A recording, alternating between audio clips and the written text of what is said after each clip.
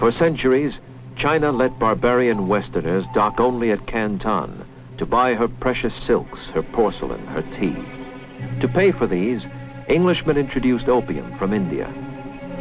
By 1830, this trade was booming. China protested, burned the opium, and the bark of English warships as war broke out in 1839 first shattered myths of Chinese power. The result, defeat, disaster. Aboard a British warship in 1842 came humiliation, with China forced by treaty to yield Hong Kong outright and open 4 more coastal cities to British merchants and their opium. Where Britain led, others followed. Rival powers raced each other to carve proud China as spoils. English, French, Americans, Germans, Russians demanded privileges, colonies, concessions. In 60 years had won the right to govern, try, punish Chinese in their own land. In China's capital, Peking, where from these ancient altars countless emperors had sought the mandate of heaven, the myth of heavenly rule persisted still. But deep within the palaces where China's Manchu emperors reigned, by 1900, that myth too was dead. For here ruled China's evil spirit, the Empress Dowager Cixi, a Manchu concubine, bedmate to an emperor for whom she had produced an heir. A woman with a gift of malice, said to have poisoned her own son upon his throne, installed her infant nephew as emperor, killed his mother, had then imprisoned him in 1898.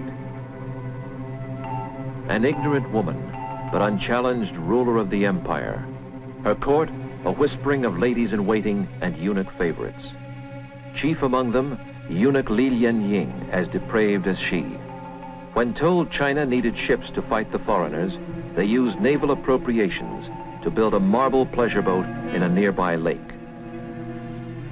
Only one conviction bound her to her people, hatred of the contemptuous foreigner who tramped her land. 1,000 villages deep in China mirrored her primitive hatred of the foreign devil. Moreover, their passions had found flag and leaders as a secret brotherhood, the Boxers, began to flourish. Kill the white man, burn his mission, said the Boxers, claiming magic charms could make their bodies impervious to Western bullets. With the Empress' consent, in early 1900, they began to kill. One of America's great novelists, then a missionary child, was at the time in China. Miss Pearl Buck recalls, the Empress Dowager had issued an edict that all white people were to be killed, and many had been killed, especially in the north, in Shandong, where men, women, and children, missionaries and business people too, had been killed.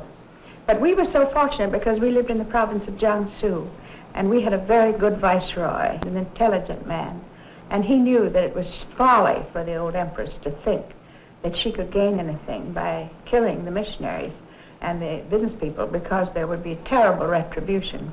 And so he was so courageous as to insert a negative, a no, a not, into the imperial edict, so that it read, we were not to be killed. And that's what saved our lives.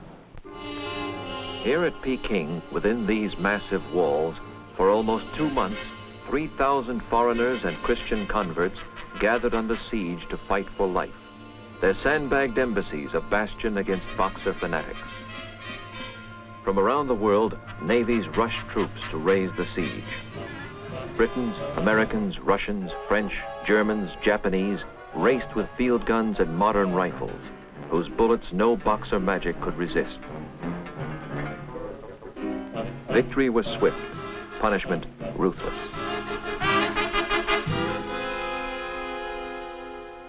North to south, foreign force patrolled the country.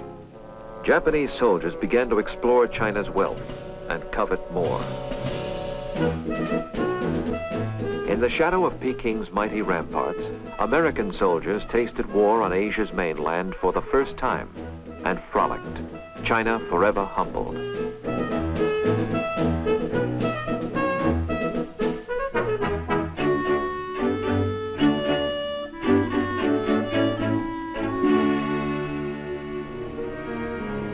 Foreign diplomats and generals debated China's fate.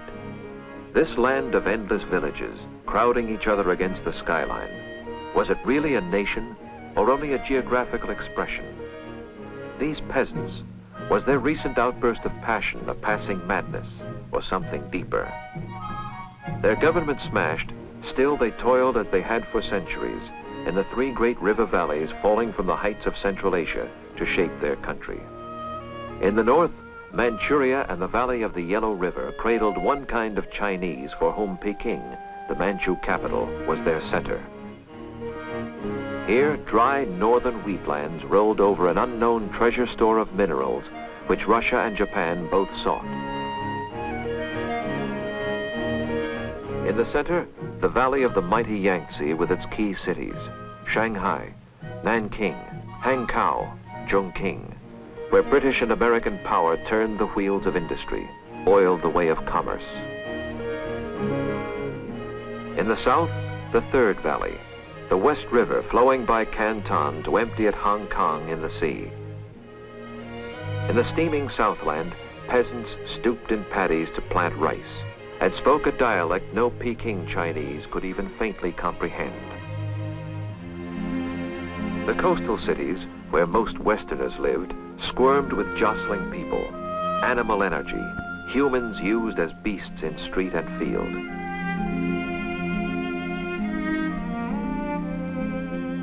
Most still wore pigtails, forced on them a symbol of submission to the Manchu dynasty and its son of heaven.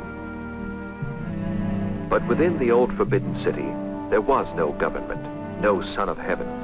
The aging Empress Dowager, her spirit broken by the Boxer War, lingered dying until 1908, and then, for all intents and purposes, the throne was empty, save for an infant of 3 years installed to sit in it.